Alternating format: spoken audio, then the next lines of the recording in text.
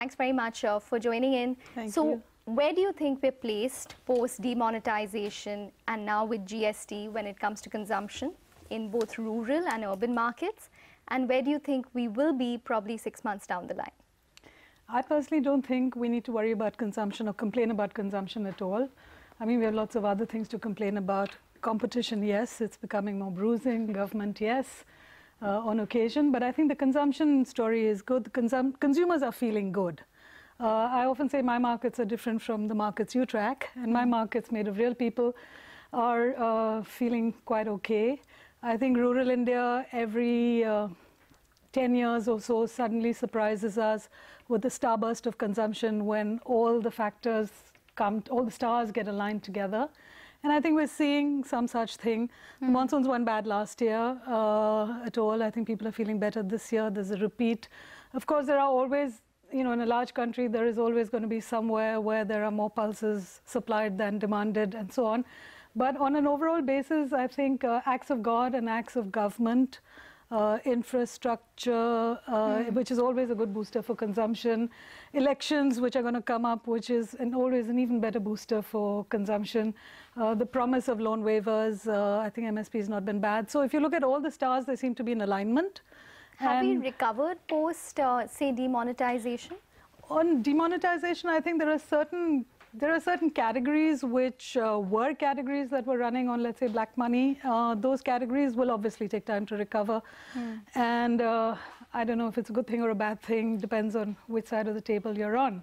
But as far as you and me and regular consumption that fuels a lot of regular companies is concerned, I think that all we did was postpone purchases, and I've always seen India, we can be abstinent only so long because I think the desire is strong, the incomes are there. So if you didn't buy for a while, you will see it coming back, and I think we're already seeing it coming back. As far as GST is concerned, which you're saying, as a consumer, honestly, I'm a little bit confused because I can understand that businesses are you know, some of them are feeling pretty good about it if they know how it works. But as far as consumers are concerned, every bill I get tells me I'm going to have to pay 3% more. So I'm not sure what is going to be passed on to me and what is not going to be passed on to me. So the jury's a little bit out on that, but the story is good. Ma'am, what are the 2 or 3 most important things to track from a, I mean, we talk about financial markets all day. You said your market's different, comprised of real people. Yeah. But if you want to link the two, what are the 2 or 3 indicators that you think we should track, really? Because you said it is doing very well. Yes. But I mean, if you look at things that we usually track, which is, for example, volume growth, consumer staple companies, or credit growth. CMI published their sort of quarterly survey in terms of new investment proposals, etc. That shows absolutely, you know, bad stuff. So the first thing to link the two is to delink them, to understand that top lines of companies are not always a reflection of consumer demand. If you have had excesses in the previous year or quarters, or you've borrowed too much, or you've stuffed the pipeline too much, or you have driven credit way below where it is supposed to go, like the famous two-wheeler loans we had or credit card loans we had, then you will have a hangover. And because you're having a hangover doesn't really mean that the consumer sentiment is bad. So I think that there are some companies that we know that are steady, straight, where it's fairly closely linked. It's like the big 4 of the consumer goods businesses. These are the Lagera Munna Bhai companies. You know, they're transparent. You can see that there is clarity in strategy. I think there's another bunch that is flip-flopping, being opportunistic. Sometimes you're saying international is my strategy, sometimes domestic. Using words like up trading and down trading, which sort of seems to suggest that the consumer is acting in isolation without having any connection whatsoever to supplier conduct. I think those are companies where it is much harder to make the linkage, and I think we should watch out for that. There are certain sectors, like we're seeing telecom, for example, where there is competitive pressure that can sometimes be value destructive for the entire industry as compared to good competition, which generally lowers prices.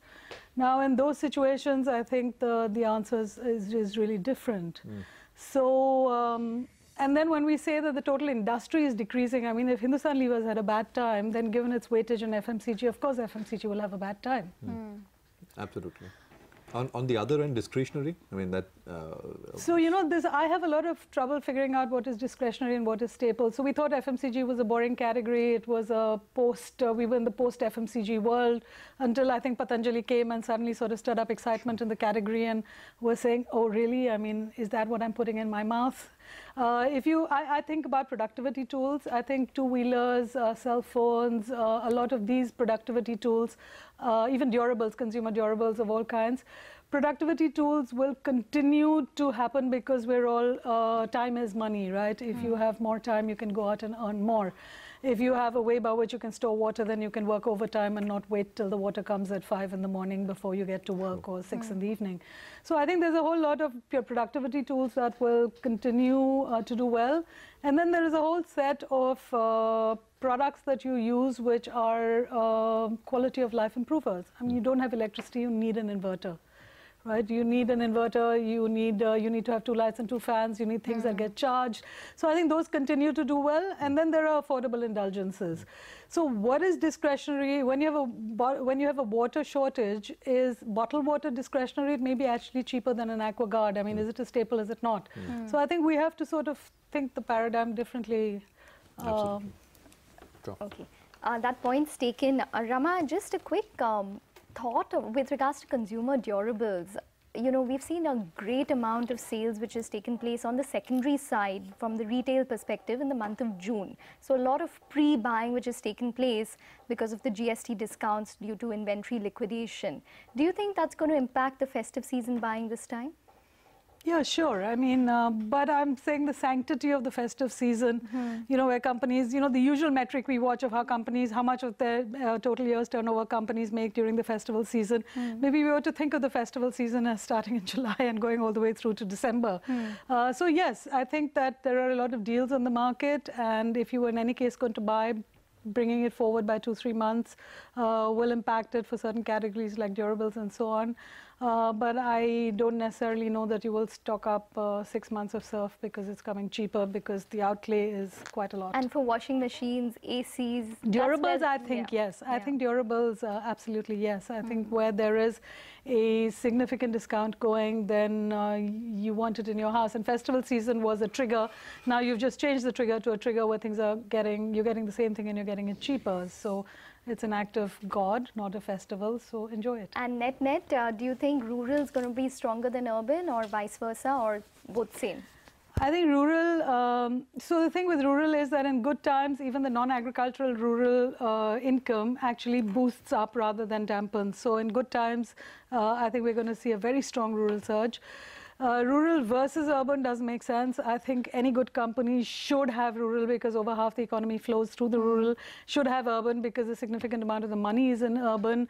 So I would, if any companies ask me, should we place our bets on rural or urban, I would say the train's left the station, you're behind the game, hurry up and catch up. But yes, if rural is strong, then by just the fact of numbers, a large group of people, even if they move at a tiny pace, will unleash a huge force of consumption. So I think, yes, rural will be the flavor of the next few months at least.